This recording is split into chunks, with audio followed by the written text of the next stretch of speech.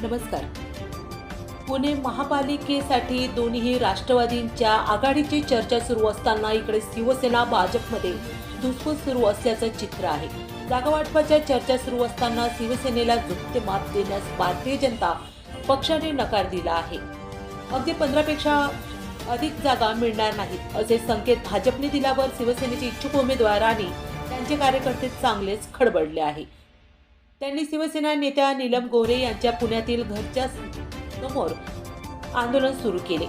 तुम्ही भाजपकडे 15 जागा मागितल्याच कशा अशी विचारणा करून तुम्ही सेटल झाला आहात का अशी बोचरा सवाल शिवसेनांनी गोरे यांना विचारला. भारतीय जनता पक्ष आणि एकनाथ शिंदे यांची शिवसेना या पक्षात पुणे महानगरपालिकेसाठी युतीच्या चर्चा सुरू झाल्या आहेत. जागा वाटपाच्या अनुषंगाने चर्चेच्या 2-3 फेऱ्या संपन्न झाल्या असून शिवसेनेच्या स्थानिक नेत्यांच्या मागणीनुसार जागा देण्यास भाजपने नकार दिला. त्यामुळे वरिष्ठ नेत्यांनी हस्तक्षेप करावा असा संदेश स्थानिक नेत्यांनी वरिष्ठांना कळविलेला आहे.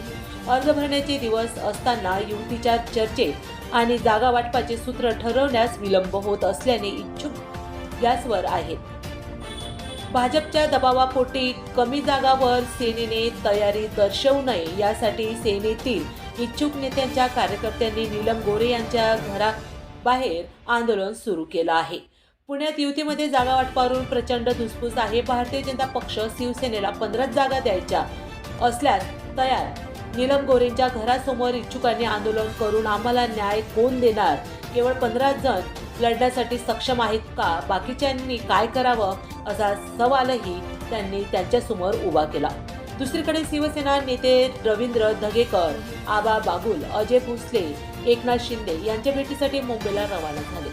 शिवसेनेकडून 25 जागांची मागणी करण्यात आली आहे. भाजपच्या वरिष्ठ नेत्यांशी बोलून आपण मार्ग काढून कार्यकर्त्यांना न्याय द्यावा असे एकनाथ शिंदे यांना सांगणार असल्याचं नेत्यांनी सांगितलं. भाजपला आणि शिवसेनेला किती जागा मिळतील याच्यावर लक्ष केंद्रित करणारे सगळे दिग्गज आता एकटक लावून बसलेले आहे.